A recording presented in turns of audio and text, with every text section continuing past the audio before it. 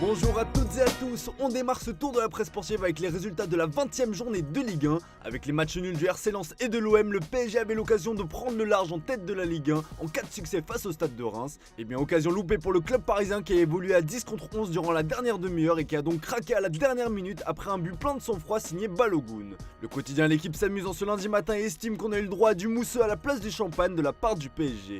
Le parisien de son côté est loin d'avoir le sourire et s'inquiète grandement pour le Paris Saint-Germain à 2 semaines du choc face au Bayern Munich en Ligue des Champions.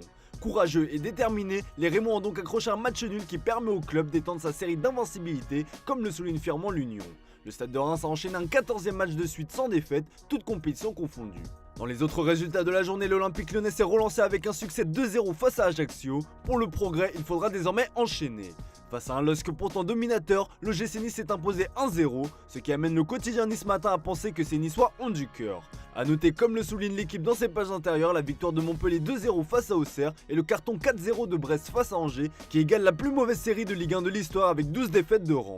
Allez, on prend la direction de l'Angleterre avec un club historique qui est mal en point, c'est Liverpool. Les Reds, tenants du titre, se sont fait éliminer en 16e de finale de la FA Cup par Brighton, score final 2-1. Le but victorieux dans le temps additionnel a été inscrit par l'une des révélations de cette année, le japonais Kaoru Mitoma. Ça gronde outre-Manche ce lundi matin, à l'instar du Daily Star, un tas de bêtises peut-on lire sur la une du tabloïd anglais. De son côté, le Daily Mirror ne préfère pas enfoncer les joueurs et affiche le message de pardon de Robertson aux supporters. Le latéral gauche est également une du Daily Express, nous sommes dans un triste état, peut-on lire. Liverpool n'a plus que la Ligue des Champions pour sauver sa saison, il faudra écarter un sacré morceau, le Real Madrid. Allez, on passe d'un extrême à un autre, puisqu'en Italie, le Napoli continue son cavalier seul en tête de la Serie A. Seulement Naples s'enflamme le Corriere dello Sport dans son édition du jour, après le succès 2-1 face à l'AS Roma. Le club partenopéi creuse considérablement l'écart avec ses poursuivants, puisque dans le même temps, l'AC Milan a été giflé 5-2 par Sassuolo. Le Quotidiano Sportivo parle de crise sur sa une. La Juventus, qui n'est de toute manière plus dans la course après sa rétrogradation au classement, s'est inclinée 2-0 face à Monza. Tutto Sport ironise sur la situation de la vieille dame, ne t'inquiète pas, la Juventus fait cavaler seule. Naples compte désormais 13 points sur son dauphin l'Inter, comme le souligne la Gazzetta dello Sport. Et en parlant du club interiste, on va s'intéresser au cas de Milan Skriniar. On apprend notamment que le président Zang a été irrité par les déclarations du joueur qui a affirmé avoir signé un contrat avec le PSG. En interne, on commence à en avoir marre de ce dossier et on attend avec impatience le dénouement. Celui-ci devrait intervenir rapidement puisque l'Inter a fixé un ultimatum au PSG, le club parisien qui souhaite l'arrivée de Skriniar d'ici le 31 à 24 heures pour finaliser ce dossier. Et preuve que l'Inter veut se débarrasser au plus vite de son joueur, le média transalpin explique que si Skriniar venait à rester, il serait destitué de son statut de capitaine. Allez, on file en Espagne, direction Madrid avec un choc au sommet entre le Real Madrid et la Real Sociedad. Eh bien, les deux formations se sont neutralisées, score final 0-0. Freinage, résume le journal AS dans son édition du jour. La presse madrilène affiche sa déception ce lundi matin, à l'instar de Marca qui regrette le peu de récompenses. Après la rencontre, le coach Carlo Ancelotti lui aussi n'a pas réussi à cacher sa déception. Malgré tout, il a mis en avant la belle performance de son équipe. C'est dommage, on méritait de gagner et on a fait un match complet. L'équipe s'améliore et aussi physiquement. On était proche du but mais c'est un match nul. Je suis content car l'équipe a très bien joué, a-t-il lâché.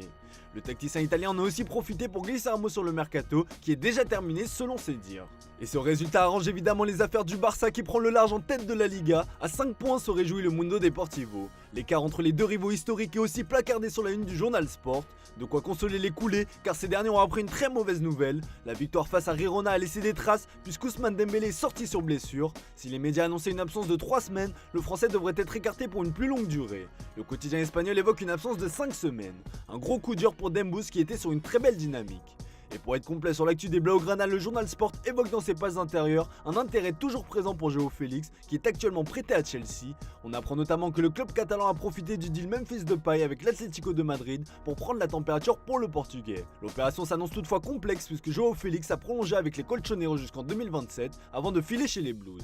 Allez, on termine ce tour de la presse sportive avec le gros dossier de ce mercato hivernal, c'est bien évidemment celui d'Enzo Fernandez. Il semblerait que Chelsea veut boucler son incroyable mercato avec la signature de l'Argentin. Et comme le placarde Abola sur sa une, Chelsea va céder et payer le montant de sa clause libératoire, soit 120 millions d'euros. Le Correio da Manhã parle de dernier effort sur sa une alors que Record évoque l'attaque finale. Selon le quotidien portugais, Chelsea veut boucler le transfert aujourd'hui. A noter cependant qu'il ne s'agit pas d'un paiement de sa clause libératoire puisque les Blues veulent régler cette somme en plusieurs échéances. Le président du SL Benfica, Rui Costa, est toujours déterminé à garder son joueur, mais une chose est sûre, on approche de la fin de ce feuilleton qui nous aura donc tenu en haleine tout l'hiver.